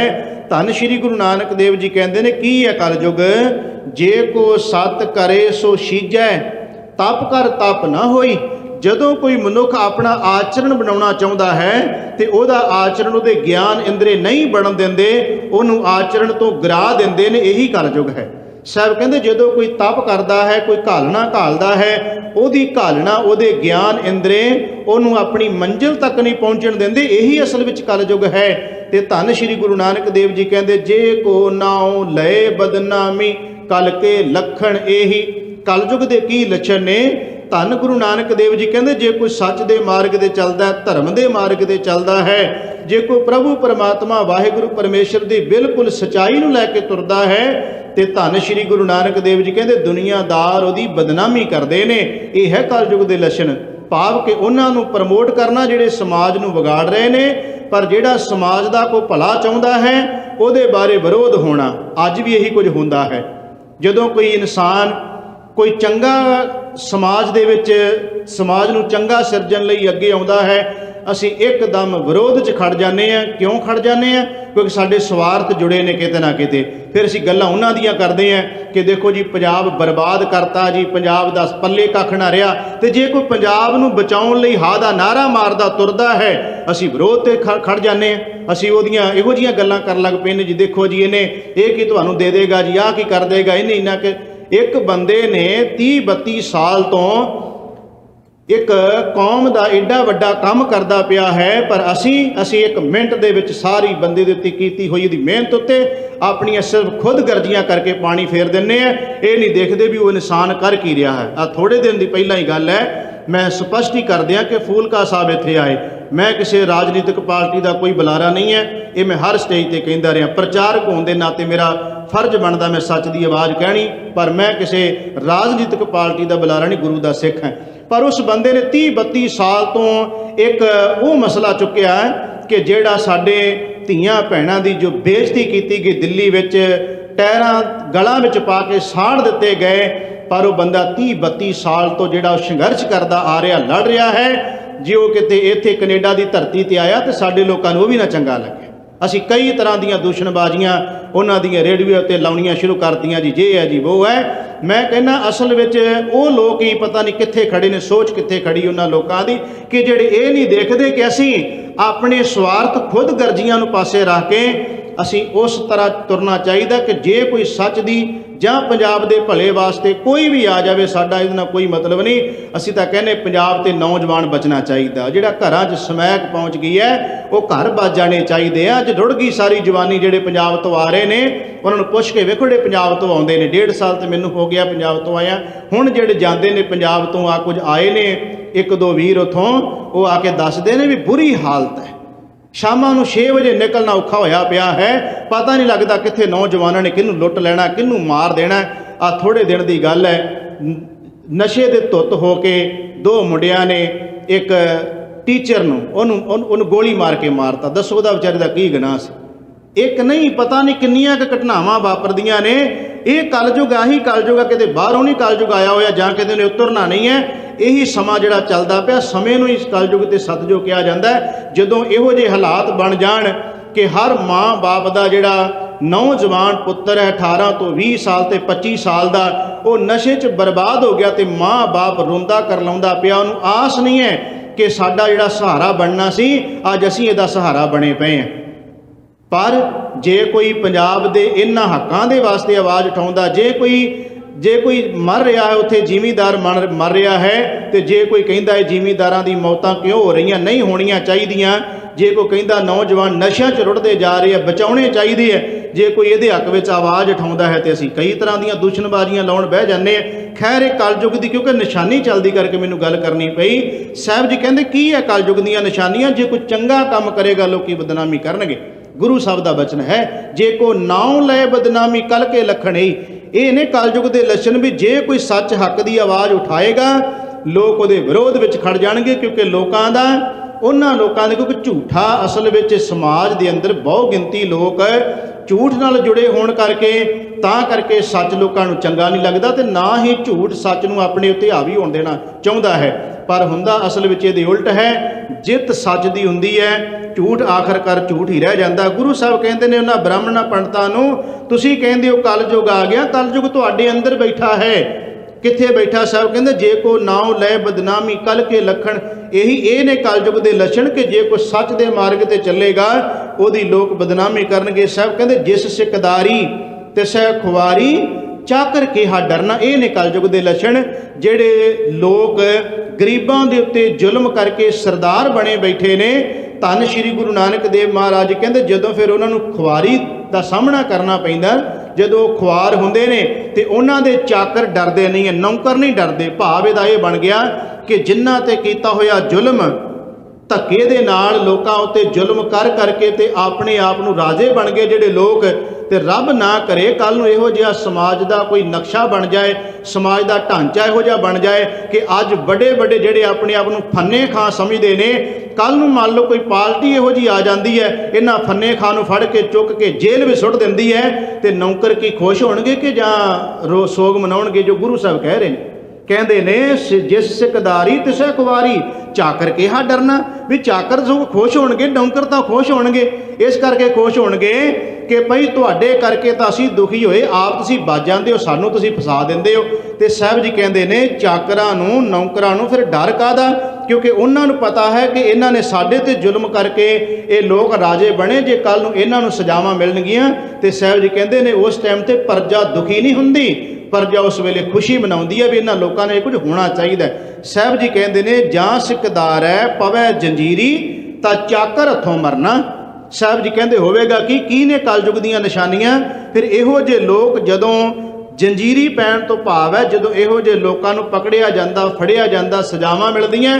ਫਿਰ ਕਈ ਵਾਰ ਇਹੋ ਜਿਹਾ ਸਮਾਂ ਵੀ ਆ ਜਾਂਦਾ ਨੌਕਰ ਦੇ ਕੋਲੋਂ ਹੀ ਮਾਲਕ ਨੂੰ ਮਰਵਾ ਦਿੱਤਾ ਜਾਂਦਾ ਹੈ, ਨੌਕਰ ਹੀ ਮਾਲਕ ਨੂੰ ਮਾਰ ਦਿੰਦਾ ਹੈ। ਧੰਨ ਸ਼੍ਰੀ ਗੁਰੂ ਨਾਨਕ ਦੇਵ ਮਹਾਰਾਜ ਜੀ ਕਹਿੰਦੇ ਫਿਰ ਚਾਕਰਾਂ ਦੇ ਹੱਥੋਂ ਹੀ ਇਹਨਾਂ ਦੀ ਮੌਤ ਹੋ ਜਾਂਦੀ ਹੈ। ਕੀ ਨੇ ਕਲਯੁਗ ਦੀਆਂ ਨਿਸ਼ਾਨੀਆਂ? ਗੁਰੂ ਸਾਹਿਬ ਦੱਸ ਰਹੇ ਨੇ, ਕਹਿੰਦੇ ਨੇ ਆਖ ਗੁਣਾ ਕਲ ਆਈਐ। ਪੰਡਤ ਜੀ ਚਲੋ ਤੁਹਾਡੀ ਗੱਲ ਨਾਲ ਜੇ 2 ਮਿੰਟ ਸਹਿਮਤ ਹੋ ਜਾਈਏ, ਤੁਸੀਂ ਕਹਿੰਦੇ ਕਲਯੁਗ ਆ ਗਿਆ, ਜੇ ਮੈਂ ਕਹਿ ਲਵਾਂ ਕਲਯੁਗ ਆ ਹੀ ਗਿਆ ਤੇ ਫਿਰ ਕਰਨਾ ਕੀ ਚਾਹੀਦਾ? ਗੁਰੂ ਸਾਹਿਬ ਜੀ ਕਹਿੰਦੇ ਫਿਰ ਰੱਬ ਦੀ ਉਸਤਤ ਕਰਨੀ ਚਾਹੀਦੀ ਕਿ ਨਹੀਂ ਕਰਨੀ ਚਾਹੀਦੀ? ਉਸ ਮਾਲਕ ਦੀ ਵਡਿਆਈ ਕਰਨੀ ਚਾਹੀਦੀ ਕਿ ਜਾਂ ਕਾਮ ਚੇਟਸਾ ਜਿਹੜੀ ਤੁਸੀਂ ਆ ਮੰਦਿਰਾਂ ਵਿੱਚ ਕਰ ਰਹੇ ਹੋ ਇਹ ਕਰਨੀ ਚਾਹੀਦੀ ਹੈ? ਸਾਹਿਬ ਕਹਿੰਦੇ ਆਖ ਗੁਣਾ ਕੱਲ ਆਈਏ। ਜੇ ਤੁਹਾਡੇ ਮੁਤਾਬਕ ਕਲਯੁਗ ਆ ਗਿਆ ਤੇ ਫਿਰ ਪਰਮਾਤਮਾ ਦੀ ਸਿਫਤ ਕਰਨੀ ਚਾਹੀਦੀ ਹੈ। ਸਭ ਨੇ ਕਿਹਾ ਤਿਹਾ ਯੁਗ ਕਿਹੜਾ ਰਹਿਆ ਤਪਾਪਸ ਜੇ ਗੁਣ ਦੇਹ ਤਾਂ ਪਾਈਏ। ਸਾਹਿਬ ਜੀ ਕਹਿੰਦੇ ਨੇ ਜੇ ਪ੍ਰਭੂ ਪਰਮਾਤਮਾ ਵਾਹਿਗੁਰੂ ਦੀ ਯਾਦ ਕਰਾਂਗੇ ਤੇ ਚੰਗੇ ਗੁਣ ਆਉਣਗੇ, ਤੇ ਚੰਗੇ ਗੁਣ ਜ਼ਿੰਦਗੀ 'ਚ ਆ ਜਾਣਗੇ, ਤੇ ਇਹੀ ਜੀਵਨ ਹੀ ਸਤਯੁਗ ਬਣ ਜਾਣਾ ਹੈ। ਧੰਨ ਗੁਰੂ ਨਾਨਕ ਦੇਵ ਜੀ ਕਹਿੰਦੇ ਕਲ ਕਲਵਾਣੀ ਸਰਾ ਨਿਬੇੜੀ ਕਾਜੀ ਕ੍ਰਿਸ਼ਨਾ ਹੋਇਆ। ਕਲਯੁਗ ਦੀਆਂ ਕੀ ਨਿਸ਼ਾਨੀਆਂ ਨੇ? ਸਾਹਿਬ ਕਹਿੰਦੇ ਕਲ ਕਲਵਾਲੀ ਸਰਾ ਨਿਬੇੜੀ। ਜਿਹੜੀ ਚੀਜ਼ ਨੇ ਨਿਆਂ ਕਰਨਾ ਸੀ, ਜਿਨ੍ਹਾਂ ਲੋਕਾਂ ਨੇ ਨਿਆਂ ਕਰਨਾ ਸੀ, ਨਿਬੇੜੀ ਦਾ ਅਰਥ ਹੈ ਨਿਆਂ ਪ੍ਰਣਾਲੀ। ਸਾਹਿਬ ਜੀ ਕਹਿੰਦੇ ਨਿਆਂ ਪ੍ਰਣਾਲੀ ਨਾਂ ਦੀ ਚੀਜ਼ ਹੀ ਕੋਈ ਨਹੀਂ ਰਹੀ। ਤੇ ਕਾਜੀ ਕ੍ਰਿਸ਼ਨਾ ਹੋਆ, ਕ੍ਰਿਸ਼ਨਾ ਦਾ ਅਰਥ ਹੈ ਕਾਲਾ, ਕਾਲੇ ਤੋਂ ਭਾਵ ਹੈ ਵੱਡੀ ਖੋਰ। ਸਾਹਿਬ ਜੀ ਕਹਿੰਦੇ ਕਾਜੀ ਜਿਹੜੇ ਵੱਡੀ ਖੋਰ ਹੋ ਚੁੱਕੇ ਆ, ਰਿਸ਼ਵਤ ਖੋਰ ਹੋ ਚੁੱਕੇ ਆ। ਤੇ ਪੰਡਤ ਜੀ ਤੇਰੇ ਗ੍ਰੰਥ ਕੀ ਕਹਿੰਦੇ ਨੇ? ਬਾਣੀ ਬ੍ਰਹਮਾ ਵੇਦ ਅਥਰ ਬਣ ਕਰਨੀ ਕੀਰਤ ਲਹਿਆ। ਤੇਰੇ ਜਿਹੜੇ ਕਰਮਕਾਂਡੀ ਗ੍ਰੰਥ ਨੇ ਇਹਨਾਂ ਦਾ ਲੋਕਾਂ ਦੇ ਵਿੱਚ ਬੜਾ ਪ੍ਰਚਾਰ ਹੋ ਰਿਹਾ ਹੈ। ਧੰਨ ਸ਼੍ਰੀ ਗੁਰੂ ਨਾਨਕ ਦੇਵ ਜੀ ਕਹਿੰਦੇ ਇਹੀ ਕਲਯੁਗ ਹੈ। ਅੱਗੇ ਸਾਹਿਬ ਨੇ ਹੋਰ ਵਿਆਖਿਆ ਕਰ ਦਿੱਤੀ, ਕਿਉਂਕਿ ਸ਼ਬਦ ਕਾਫੀ ਲੰਬੇਰਾ ਜਿਹੜਾ ਇਹ ਮਿਲਿਆ ਗੁਰੂ ਨਾਨਕ ਸਾਹਿਬ ਦਾ, ਕਿਉਂਕਿ ਇਹ ਕਲਯੁਗ ਦੇ ਸਾਰੇ ਦੇ ਵਿੱਚ ਲੱਛਣ ਬਿਆਨ ਕੀਤੇ ਸਾਹਿਬ ਜੀ ਨੇ। ਸਾਹਿਬ ਕਹਿੰਦੇ ਪਤ ਬਿਨ ਪੂਜਾ ਸਤ ਬਿਨ ਸੰਜਮ ਜਤ ਬਿਨ ਕਾਹੇ ਜਨੇਊ। ਇਹ ਹੈ ਕਲਯੁਗ ਦੀਆਂ ਨਿਸ਼ਾਨੀਆਂ। ਧੰਨ ਗੁਰੂ ਨਾਨਕ ਦੇਵ ਜੀ ਕਹਿੰਦੇ ਨੇ ਪਤ ਬਿਨ ਪੂਜਾ, ਇੱਜ਼ਤ ਤੋਂ ਬਿਨਾਂ ਤੇਰੀ ਪੂਜਾ ਕਿਹੜੇ ਕੰਮ। ਸਤ ਬਿਨ ਸੰਜਮ, ਕਹਿੰਦੇ ਆਚਰਣ ਤੋਂ ਬਿਨਾਂ ਕਾਹਦਾ ਤੇਰਾ ਸੰਜਮ ਹੈ। ਤੇ ਕਹਿੰਦੇ ਜਤ ਬਿਨ ਕਾਹੇ ਜਨੇਊ, ਜੇ ਤੇਰਾ ਆਚਰਣ ਨਹੀਂ ਤੇ ਕਾਹਦੇ ਵਾਸਤੇ ਜਨੇਊ ਪਾਈ ਫਿਰਦਾ ਹੈ। ਹੁਣ ਸਤਿਗੁਰੂ ਜੀ ਦਾ ਇੱਕ ਸ਼ਬਦ ਹੋਰ ਲੈ ਲਈਏ ਆਸਾ ਦੀ ਵਾਰ ਵਿੱਚੋਂ, ਰੋਜ਼ ਅਸੀਂ ਸਰਵਣ ਕਰਦੇ ਹਾਂ। ਧੰਨ ਸ਼੍ਰੀ ਗੁਰੂ ਨਾਨਕ ਦੇਵ ਜੀ ਕਹਿੰਦੇ ਆਓ ਕਲਯੁਗ ਦੀਆਂ ਹੋਰ ਵੀ ਕੁਝ ਨਿਸ਼ਾਨੀਆਂ ਦੱਸ ਦਈਏ। ਸਾਹਿਬ ਜੀ ਕਹਿੰਦੇ ਨੇ ਪੰਡਤ ਨੂੰ ਸੰਬੋਧਨ ਕਰਦਿਆਂ ਹੋਇਆਂ, ਕਹਿੰਦੇ ਤੂੰ ਕਹਿੰਦਾ ਕਲਯੁਗ ਆ ਗਿਆ, ਪਰ ਕਲਯੁਗ ਕੀ ਹੈ ਮੈਂ ਸਮਝਾਉਣਾ ਤੈਨੂੰ ਕੀ ਕਲਯੁਗ ਹੈ। ਸਾਹਿਬ ਜੀ ਕਹਿੰਦੇ ਤਗ ਨ ਇੰਦਰੀ ਤਗ ਨ ਨਾਰੀ ਭਲਕੈ ਥੁੱਕ ਪਵੈ ਨਿਤ ਦਾੜੀ ਤਗ ਨ ਪੈਰੀ ਤਗ ਨ ਹੱਥੀ ਤਗ ਨ ਜੇਵਾ ਤਗ ਨ ਅੱਖੀ। ਧੰਨ ਸ਼੍ਰੀ ਗੁਰੂ ਨਾਨਕ ਦੇਵ ਮਹਾਰਾਜ ਕਹਿੰਦੇ ਪੰਡਤ ਜੀ ਜਿਹੜਾ ਗੱਲ 'ਚ ਜਨੇਊ ਪਾਇਆ ਤੁਸੀਂ, ਇਹ ਜਨੇਊ ਦਾ ਗੁਣ ਮੈਨੂੰ ਤੇਰੇ ਜੀਵਨ ਵਿੱਚੋਂ ਤਾਂ ਨਜ਼ਰ ਹੀ ਨਹੀਂ ਕਿਤੇ ਆਉਂਦਾ। ਨਾ ਤੇਰਾ ਇਹ ਜਨੇਊ ਮੈਨੂੰ ਅੱਖਾਂ ਵਿੱਚੋਂ ਨਜ਼ਰ ਆਉਂਦਾ, ਨਾ ਕੰਨਾਂ ਵਿੱਚੋਂ ਨਜ਼ਰ ਆਉਂਦਾ, ਨਾ ਜ਼ੁਬਾਨ 'ਚੋਂ ਨਜ਼ਰ ਆਉਂਦਾ, ਨਾ ਹੱਥਾਂ 'ਚੋਂ ਨਜ਼ਰ ਆਉਂਦਾ, ਨਾ ਪੈਰਾਂ 'ਚੋਂ ਨਜ਼ਰ ਆਉਂਦਾ। ਇਹਦਾ ਮਤਲਬ ਹੈ ਹੱਥਾਂ ਪੈਰਾਂ ਕੰਨ ਅੱਖ ਜ਼ੁਬਾਨ 'ਚੋਂ ਨਜ਼ਰ ਆਉਣ ਦਾ ਮਤਲਬ ਹੈ ਪੰਡਤ ਜੀ ਨਾ ਤੇ ਤੇਰੀ ਦ੍ਰਿਸ਼ਟੀ ਦੇ ਵਿੱਚ ਕੋਈ ਫਰਕ ਪਿਆ, ਨਾ ਤੇਰਾ ਸੁਣਨ ਦੇ ਵਿੱਚ ਤੂੰ ਦੇਖਦਾ ਕੀ ਹੈ ਤੇ ਸੁਣਦਾ ਕੀ ਪਿਆ ਮੰਦਰਾਂ ਦੇ ਵਿੱਚ। ਸਾਹਿਬ ਜੀ ਕਹਿੰਦੇ ਹੱਥਾਂ ਨਾਲ ਕੀ ਕਰਦਾ ਪਿਆ ਹੈ ਤੇ ਪੈਰਾਂ ਨਾਲ ਚੱਲ ਕੇ ਕਿਹੜੇ ਬੰਨੇ ਆ ਰਿਹਾ, ਕਾਹਦੇ ਵਾਸਤੇ ਜਨੇਊ ਪਾਇਆ ਹੈ। ਤਗ ਨ ਇੰਦਰੀ ਤਗ ਨ ਨਾਰੀ ਭਲਕੇ ਥੁੱਕ ਪਵੈ ਨਿਤ ਦਾੜੀ ਤਗ ਨ ਪੈਰੀ ਤਗ ਨ ਹੱਥੀ ਤਗ ਨ ਜੇਵਾ ਤਗ ਨ ਅੱਖੀ। ਧੰਨ ਸ਼੍ਰੀ ਗੁਰੂ ਨਾਨਕ ਦੇਵ ਮਹਾਰਾਜ ਜੀ ਕਹਿੰਦੇ ਨੇ ਹੋ ਕੀ ਰਿਹਾ ਹੈ। ਧੰਨ ਸਾਹਿਬ ਜੀ ਕਹਿੰਦੇ ਨੇ ਕਿ ਅਸਲ ਵਿੱਚ ਹੋਇਆ ਇਹ ਕਿ ਵੇ ਤੱਗਾ ਆਪੇ ਵਤੇ, ਆਪਣੇ ਆਪ। ਧੰਨ ਗੁਰੂ ਨਾਨਕ ਦੇਵ ਜੀ ਕਹਿੰਦੇ ਵੇ ਤੱਗਾ ਦਾ ਮਤਲਬ ਹੈ ਇਹਨਾਂ ਧਾਗੇ ਜਨੇਊ ਦਾ ਆਪਣੇ ਉੱਤੇ ਕੋਈ ਅਸਰ ਨਹੀਂ ਹੈ, ਦੂਜਿਆਂ ਦੇ ਇਹ ਵਟ ਕੇ ਗਲਾਂ 'ਚ ਪਾਈ ਜਾਂਦਾ। ਵੇ ਤੱਗਾ ਆਪੇ ਵਤੇ ਵਟ ਧਾਗੇ ਅਵਰਾ ਘਤੇ ਲੈ ਪਹਾੜ ਕਰੇ ਵੀ ਆਹੋ ਕੱਢ ਕਾਗਲ ਦੱਸੈ ਰਾਹੋ। ਕਹਿਣ ਲੱਗੇ ਪੱਤਰੀਆਂ ਕੱਢ ਕੇ ਲੋਕਾਂ ਨੂੰ ਦੱਸਦਾ ਹੈ ਕਿਹੜਾ ਦਿਨ ਚੰਗਾ ਤੇ ਕਿਹੜਾ ਮਾੜਾ ਹੈ। ਧੰਨ ਸ਼੍ਰੀ ਗੁਰੂ ਨਾਨਕ ਦੇਵ ਮਹਾਰਾਜ ਜੀ ਕਹਿੰਦੇ ਲੈ ਪਹਾੜ ਕਰੇ ਵੀ ਆਹੋ ਕੱਢ ਕਾਗਲ ਦੱਸੇ ਰਾਹੋ। ਸੁਣ ਵੇਖੋ ਲੋਕਾ ਇਹੋ ਵਿਡਾਨ, ਇਹ ਲੋਕੋ ਅਚਰਜਤਾ ਦੀ ਗੱਲ ਸੁਣੋ ਮੇਰੇ ਕੋਲੋਂ। ਮਨ ਅੰਧਾ ਨਾਉ ਸਜਾਨ, ਹੈ ਅਗਿਆਨੀ ਹੈ ਤੇ ਪੰਡਤ ਬਣ ਕੇ ਬੈਠਾ ਹੈ, ਵਿਦਵਾਨ ਬਣ ਕੇ ਬੈਠਾ ਹੈ, ਕੋਰਾ ਅਗਿਆਨੀ ਹੈ। ਤੇ ਧੰਨ ਸ਼੍ਰੀ ਗੁਰੂ ਨਾਨਕ ਦੇਵ ਸੱਚੇ ਪਾਤਸ਼ਾਹ ਮਹਾਰਾਜ ਜੀ ਕਹਿੰਦੇ ਨੇ ਇਹ ਪੰਡਤ ਜੀ ਕਲਯੁਗ ਦੀਆਂ ਨਿਸ਼ਾਨੀਆਂ ਇਹ ਜੇ ਕਿ ਪਤ ਬਿਨ ਪੂਜਾ ਸਤ ਬਿਨ ਸੰਜਮ ਜਤ ਬਿਨ ਕਾਹੇ ਜਨੇਊ ਨਾਵੋ ਧੋਵੋ ਤਿਲਕ ਚੜਾਵੋ ਸੋਚ ਬਿਨ ਸੋਚ ਨਾ ਹੋਈ। ਸਾਹਿਬ ਜੀ ਕਹਿੰਦੇ ਤੂੰ ਜਾ ਕੇ ਨਹਾਉਂਦਾ ਵੀ ਹੈ ਤੀਰਥਾਂ ਤੇ ਤਿਲਕ ਵੀ ਲਾਏ ਹੋਏ ਨੇ, ਸਾਰਾ ਕੁਝ ਕਰੀ ਜਾਂਦਾ ਪੰਡਤ ਬ੍ਰਾਹਮਣ ਜੀ, ਪਰ ਧੰਨ ਗੁਰੂ ਨਾਨਕ ਦੇਵ ਮਹਾਰਾਜ ਜੀ ਕਹਿੰਦੇ ਨੇ ਸਾਰਾ ਕੁਝ ਕਰਨ ਦੇ ਬਾਵਜੂਦ ਵੀ ਹੋ ਕੀ ਰਿਹਾ ਹੈ। ਕਲ ਪਰਵਾਨ ਕਤੇਬ ਕੁਰਾਨ ਪੋਥੀ ਪੰਡਤ ਰਹਿ ਪੁਰਾਣ, ਤੇਰੀਆਂ ਪੋਥੀਆਂ ਦੇ ਵਿੱਚ ਜੋ ਕੁਝ ਸਚਾਈ ਲਿਖੀ ਹੈ ਉਹ ਤੂੰ ਪਾਸੇ ਰੱਖ ਕੇ ਸਿਰਫ ਲੋਕਾਂ ਨੂੰ ਕਰਮ ਕਾਂਡਾਂ ਵਿੱਚ ਪਾਇਆ ਹੋਇਆ ਹੈ। ਨਾਨਕ ਨਾਉ ਭਇਆ ਰਹਿਮਾਨ, ਇੱਥੇ ਮੁਸਲਮਾਨ ਧੱਕੇ ਦੇ ਨਾਲ ਕਹਿੰਦੇ ਅਸੀਂ ਰਹਿਮਾਨ ਕਹਾਉਣਾ ਹੈ, ਅਸੀਂ ਕਿਸੇ ਨੂੰ ਰਾਮ ਨਹੀਂ ਕਹਿਣ ਦੇਣਾ। ਧੰਨ ਸ਼੍ਰੀ ਗੁਰੂ ਨਾਨਕ ਦੇਵ ਜੀ ਕਹਿੰਦੇ ਨੇ ਕਰ ਕਰਤਾ ਤੂੰ ਏਕੋ ਜਾਣ, ਜੇ ਇਸ ਕਰਤੇ ਨੂੰ ਇੱਕ ਨੂੰ ਜਾਣ ਲਿਆ ਜਾਵੇ ਨਾਨਕ ਨਾਮ ਮਿਲੇ ਵਡਿਆਈ। ਇਹ ਤੂੰ ਉੱਪਰ ਕਰਮ ਨਹੀਂ, ਜੇ ਕਰ ਹੁੰਦੇ ਮੰਗਣ ਜਾਈਏ ਫਿਰ ਉਲਾਮਾ ਮਿਲੇ ਨਹੀਂ। ਸਾਹਿਬ ਜੀ ਕਹਿੰਦੇ ਜਦੋਂ ਪਰਮਾਤਮਾ ਦਾਤਾ ਘਰ ਵਿੱਚ ਬੈਠਾ ਹੋਵੇ ਫਿਰ ਜੀਵ ਮੰਗਤਾ ਬਣਿਆ ਬੈਠੇ, ਤੇ ਸਾਹਿਬ ਜੀ ਕਹਿੰਦੇ ਨੇ ਇਹ ਹੈ ਪੰਡਤ ਜੀ ਅਸਲ ਵਿੱਚ ਇਸ ਕਲਯੁਗ ਦੀਆਂ ਨਿਸ਼ਾਨੀਆਂ। ਧੰਨ ਸ਼੍ਰੀ ਗੁਰੂ ਅੰਗਦ ਦੇਵ ਸੱਚੇ ਪਾਤਸ਼ਾਹ ਮਹਾਰਾਜ ਜੀ ਅੱਜ ਦੇ ਪਾਵਨ ਪਵਿੱਤਰ ਵਿੱਚ ਵੀ ਸਤਿਗੁਰੂ ਗਰੀਬ ਨਿਵਾਜ ਪਾਤਸ਼ਾਹ ਨੇ ਜੋ ਬਖਸ਼ਿਸ਼ ਕੀਤੀ, ਸ਼ਬਦ ਗੁਰੂ ਨਾਨਕ ਦੇਵ ਮਹਾਰਾਜ ਜੀ ਦਾ ਲਿਆ ਸੀ ਕਿ ਸਾਹਿਬ ਜੀ ਨੇ ਕਿਹਾ ਕਲਯੁਗ ਦੀਆਂ ਕੀ ਨਿਸ਼ਾਨੀਆਂ ਨੇ। ਧੰਨ ਸ਼੍ਰੀ ਗੁਰੂ ਨਾਨਕ ਦੇਵ ਮਹਾਰਾਜ ਕਹਿੰਦੇ ਜਦੋਂ ਮਨੁੱਖ ਆਪਣੀਆਂ ਸਾਰੀਆਂ ਜ਼ਿੰਮੇਵਾਰੀਆਂ ਤੋਂ ਭੱਜ ਜਾਂਦਾ ਹੈ, ਜਿਸ ਵੇਲੇ ਮਨੁੱਖ ਦਾ ਕਿਰਦਾਰ ਉਹਦਾ ਆਚਰਣ ਸਤਿਗੁਰੂ ਨਾਨਕ ਦੇਵ ਸੱਚੇ ਪਾਤਸ਼ਾਹ ਮਹਾਰਾਜ ਕਹਿੰਦੇ ਗਿਰ ਜਾਂਦਾ, ਡਿੱਗ ਪੈਂਦਾ ਹੈ, ਉਸ ਵੇਲੇ ਇਹ ਕਲਯੁਗ ਦਾ ਸਮਾਂ ਆਉਂਦਾ। ਕਲਯੁਗ ਨੇ ਕਿਤੋਂ ਬਾਹਰੋਂ ਆ ਕੇ ਹਮਲਾ ਨਹੀਂ ਕਰਨਾ, ਜੀਵ ਦੇ ਅੰਦਰ ਬੈਠਾ ਹੋਇਆ ਹੈ। ਤੇ ਧੰਨ ਸ਼੍ਰੀ ਗੁਰੂ ਅੰਗਦ ਦੇਵ ਸੱਚੇ ਪਾਤਸ਼ਾਹ ਮਹਾਰਾਜ ਜੀ ਅੱਜ ਦੇ ਪਾਵਨ ਪਵਿੱਤਰ ਸ਼ਬਦ ਵਿੱਚ ਜੋ ਬਖਸ਼ਿਸ਼ ਕੀਤੀ ਹੈ, ਸਾਹਿਬ ਜੀ ਕਹਿੰਦੇ ਨੇ ਇਹ ਹਨ ਕਲਯੁਗ ਦੀਆਂ ਨਿਸ਼ਾਨੀਆਂ, ਜੇ ਜੀਵ ਇਹਨਾਂ ਨੂੰ ਜਾਣ ਲਵੇ ਤੇ ਇਸ ਤੋਂ ਬਚਿਆ ਜਾ ਸਕਦਾ ਹੈ। ਧੰਨ ਸ਼੍ਰੀ ਗੁਰੂ ਅੰਗਦ ਦੇਵ ਮਹਾਰਾਜ ਜੀ ਨੇ ਕਿਰਪਾ ਕੀਤੀ। ਸਾਹਿਬ ਜੀ ਕਹਿੰਦੇ ਨੇ ਨਾਉ ਫਕੀਰ ਹੈ ਪਾਤਸ਼ਾਹ, ਉਹੀ ਜਿਹੜਾ ਬਚਨ ਗੁਰੂ ਨਾਨਕ ਦੇਵ ਜੀ ਦਾ ਆਪਾਂ ਪੜ੍ਹ ਕੇ ਆਏ ਆ। ਗੁਰੂ ਅੰਗਦ ਦੇਵ ਸੱਚੇ ਪਾਤਸ਼ਾਹ ਮਹਾਰਾਜ ਜੀ ਕਹਿੰਦੇ ਇਹ ਨੇ ਨਿਸ਼ਾਨੀਆਂ, ਜਿਹੜਾ ਕੰਗਾਲ ਹੋਏਗਾ ਉਹਨੂੰ ਲੋਕੀ ਬਾਦਸ਼ਾਹ ਬਾਦਸ਼ਾਹ ਕਹਿਣਗੇ, ਉਹਨੂੰ ਲੋਕੀ ਪਾਤਸ਼ਾਹ ਪਾਤਸ਼ਾਹ ਕਹਿਣਗੇ। ਤੇ ਸਾਹਿਬ ਜੀ ਕਹਿੰਦੇ ਨੇ ਮੂਰਖ ਪੰਡਤ ਨਾਉ, ਜਿਹੜੇ ਅਤ ਦਰਜੇ ਦੇ ਮੂਰਖ ਹੋਣਗੇ ਉਹ ਪੰਡਤ ਬਣੇ ਬੈਠਣਗੇ, ਵਿਦਵਾਨ ਬਣੇ ਬੈਠਣਗੇ, ਅਤ ਦਰਜੇ ਦੇ ਮੂਰਖ। ਤੇ ਅੱਜ ਵੀ ਇਹੀ ਕੁਝ ਹੋ ਰਿਹਾ। ਜਿਹੜੇ ਅਤ ਦਰਜੇ ਦੇ ਮੂਰਖ, ਅਸੀਂ ਉਹਨਾਂ ਨੂੰ ਵਿਦਵਾਨਾਂ ਦੀਆਂ ਡਿਗਰੀਆਂ ਦੇ ਰਹੇ ਹਾਂ, ਉਹਨਾਂ ਨੂੰ ਮੂਰਖ ਹੀ ਕਹਿਣਾ ਚਾਹੀਦਾ ਹੈ। ਜਿਹੜੇ ਮੈਂ ਅੱਗੇ ਵੀ ਬੇਨਤੀ ਹੈ ਕੀਤੀ, ਜਿਹੜੇ ਗੁਰੂ ਮਹਾਰਾਜ ਜੀ ਦੇ ਉੱਤੇ, ਗੁਰੂ ਦੀ ਬਾਣੀ ਉੱਤੇ, ਗੁਰੂ ਦੇ ਸਿਧਾਂਤ ਉੱਤੇ ਜਿਹੜੇ ਕਿੰਤੂ ਪਰੰਤੂ ਕਰਦੇ ਨੇ, ਉਹ ਭਾਵੇਂ ਆਪਣੇ ਆਪ ਦੇ ਵਿੱਚ ਜੋ ਮਰਜ਼ੀ ਵਿਦਵਾਨ ਬਣੇ ਬੈਠਣ, ਪਰ ਅਸੀਂ ਉਹਨਾਂ ਨੂੰ ਮੂਰਖਾਂ ਦੀ ਹੀ ਕਤਾਰ ਵਿੱਚ ਖੜੇ ਕਰਾਂਗੇ, ਕਿਉਂਕਿ ਉਹਨਾਂ ਦੇ ਪਿੱਛੇ ਕੋਈ ਖੁਦਗਰਜੀ ਹੋ ਸਕਦੀ ਹੈ, ਕੋਈ ਹੋਰ ਕਾਰਨ ਹੋ ਸਕਦਾ ਹੈ। ਸਤਿਗੁਰੂ ਮਹਾਰਾਜ ਜੀ ਦੇ ਜੋ ਸਿਧਾਂਤ ਨਾਲ ਛੇੜਛਾੜ ਕਰੇਗਾ, ਉਹ ਆਪਣੇ ਆਪ ਦੇ ਵਿੱਚ ਭਾਵੇਂ ਜਿਹੜਾ ਵੱਡਾ ਮਰਜ਼ੀ ਪੰਡਤ ਵਿਦਵਾਨ ਹੋਵੇ, ਪਰ ਅਸੀਂ ਉਹਨੂੰ ਵਿਦਵਾਨਾਂ ਦੇ ਨਹੀਂ, ਉਹ ਤਾਂ ਅਤ ਦਰਜੇ ਦਾ ਮੂਰਖ ਹੀ ਹੋ ਸਕਦਾ। ਮੈਂ ਕੋਲੋਂ ਨਹੀਂ ਬਾਣੀ ਦਾ ਸ਼ਬਦ ਕਹਿ ਦਿਆਂ, ਮੂਰਖਾਂ ਸਿਰ ਮੂਰਖ ਹੈ ਜੇ ਮੰਨੇ ਨਾਹੀ ਨਾਉ।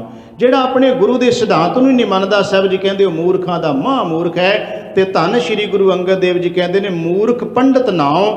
ਜਦੋਂ ਕਲਯੁਗ ਦੇ ਵਿੱਚ ਲੋਕੀ ਮੂਰਖਾਂ ਨੂੰ ਪੰਡਤ ਕਹਿਣ ਲੱਗ ਪੈਣਗੇ, ਇਹੀ ਕਲਯੁਗ ਦੀਆਂ ਨਿਸ਼ਾਨੀਆਂ ਹੋਣਗੀਆਂ। ਅੰਧੇ ਕਾ ਨਾਉ ਪਾਰਖੂ, ਕਹਿੰਦੇ ਦਿਸਦਾ ਕੁਝ ਨਾ ਹੋਵੇਗਾ, ਭਾਵ ਕਿ ਅਗਵਾਈ ਕੋਈ ਕਰ ਨਹੀਂ ਸਕਦਾ ਹੋਏਗਾ, ਤੇ ਲੋਕੀ ਉਹਦੇ ਮਗਰ ਲੱਗ ਜਾਣਗੇ। ਜਿਹੜਾ ਆਪ ਡਿੱਗਿਆ ਪਿਆ ਖੂਹ ਦੇ ਵਿੱਚ, ਅੰਨੇ ਦੇ ਲੋਕ ਮਗਰ ਲੱਗ ਜਾਣਗੇ। ਭੇਡ ਚਾਲ ਵਾਂਗ ਲੋਕੀ ਲੱਗਦੇ ਹੀ ਹੈ। ਅੰਨਿਆਂ ਦੇ ਮਗਰ ਅੱਜ ਵੀ ਦੁਨੀਆ ਲੱਗਦੀ ਹੈ, ਨਹੀਂ ਕਿ ਨਹੀਂ ਲੱਗਦੀ ਹੈ। ਜੋ ਦੇਹਧਾਰੀ ਹੈ, ਜੋ ਡੇਰਾਵਾਦ ਹੈ, ਜੋ ਸਿੱਖੀ ਦੇ ਕਹਿ ਲਓ ਕਿ ਘਾਣ ਕਰਨ 'ਚ ਲੱਗੇ ਹੋਏ ਲੋਕ ਨੇ, ਇਹ ਸਾਰੇ ਅੰਨੇ ਹੀ ਨੇ, ਪਰ ਅਸੀਂ ਸਜਾਖੇ ਉਹਨਾਂ ਦੇ ਮਗਰ ਲੱਗੇ ਹੋਏ ਆ। ਇਹ ਕਲਯੁਗ ਦੀਆਂ ਨਿਸ਼ਾਨੀਆਂ ਨੇ। ਸਾਹਿਬ ਜੀ ਕਹਿੰਦੇ ਨੇ ਕਿ ਇਵੇਂ ਕਰੇ ਗਵਾਓ, ਗੁਫ਼ਤਗੂ ਇਸ ਤਰ੍ਹਾਂ ਹੋਵੇਗੀ। ਗਵਾਓ ਦਾ ਅਰਥ ਹੈ ਗੁਫ਼ਤਗੂ, ਲੋਕੀ ਇਸ ਤਰ੍ਹਾਂ ਦੀਆਂ ਗੱਲਾਂ ਕਰਨਗੇ। ਉਹਨਾਂ ਦੇ ਬਾਰੇ ਇਲਤ ਕਾ ਨਾਉ ਚੌਧਰੀ। ਧੰਨ ਗੁਰੂ ਅੰਗਦ ਦੇਵ ਜੀ ਕਹਿੰਦੇ ਜਿਹੜਾ ਅਤ ਦਰਜੇ ਦਾ ਇਲਤੀ ਹੋਏਗਾ ਨਾ, ਜਿਹੜਾ ਸਭ ਤੋਂ ਵੱਧ ਪਵਾੜੇ ਪਾਉਂਦਾ ਹੋਏਗਾ, ਧੰਨ ਗੁਰੂ ਅੰਗਦ ਦੇਵ ਮਹਾਰਾਜ ਕਹਿੰਦੇ ਉਹਨੂੰ ਚੌਧਰੀ ਬਣਾਇਆ ਹੋਏਗਾ ਪਿੰਡ ਦਾ। ਤੇ ਸਾਹਿਬ ਜੀ ਕਹਿੰਦੇ ਕੂੜੀ ਪੂਰੇ ਥਾਂ, ਅਤ ਦਰਜੇ ਪੂਰੇ ਥਾਂ ਦਾ ਕੂੜਾ ਤੇ ਝੂਠਾ ਹੋਏਗਾ। ਸਾਹਿਬ ਜੀ ਕਹਿੰਦੇ ਨਾਨਕ ਗੁਰਮੁਖ ਜਾਣੀਐ ਕਲ ਕਾ ਇਹ ਨਿਆਉ। ਇਹ ਜੇ ਕਲ ਯੁਗ ਦੀਆਂ ਪਈ ਨਿਸ਼ਾਨੀਆਂ। ਜੇ ਕੋਈ ਗੁਰੂ ਦੇ ਮਾਰਗ ਤੇ ਚੱਲੇਗਾ ਤੇ ਉਹਨੂੰ ਇਹਨਾਂ ਨਿਸ਼ਾਨੀਆਂ ਦਾ ਪਤਾ ਚੱਲ ਜਾਏਗਾ। ਗੁਰਮੁਖ ਨੂੰ ਸਮਝ ਆ ਜਾਏਗੀ ਵੀ ਆਹ ਚੀਜ਼ਾਂ ਕਲ ਯੁਗ ਦੀਆਂ ਨੇ, ਭਾਵ ਕਿ ਅੰਦਰ ਹੀ ਮਨੁੱਖ ਦਾ ਜਿਹੜਾ ਜੀਵਨ ਹੈ ਉਹਦੇ ਵਿੱਚ ਹੀ ਕਲਯੁਗ ਬੈਠਾ ਹੈ। ਜਦੋਂ ਬੁਰਾਈਆਂ ਹੋ ਜਾਣ ਹਰ ਬੰਨੇ, ਜਦੋਂ ਸਮਾਜ ਦੀ ਦੁਰਦਸ਼ਾ ਹਰ ਪਾਸੇ, ਧਾਰਮਿਕ ਤੌਰ ਤੇ, ਰਾਜਨੀਤਿਕ ਤੌਰ ਤੇ, ਸਮਾਜਿਕ ਤੌਰ ਤੇ ਦੁਰਗਤੀ ਹੁੰਦੀ ਹੋਵੇ, ਉਹੀ ਸਮਾਂ ਇਸ ਵਿੱਚ ਕਲਯੁਗ ਦਾ ਹੁੰਦਾ ਹੈ।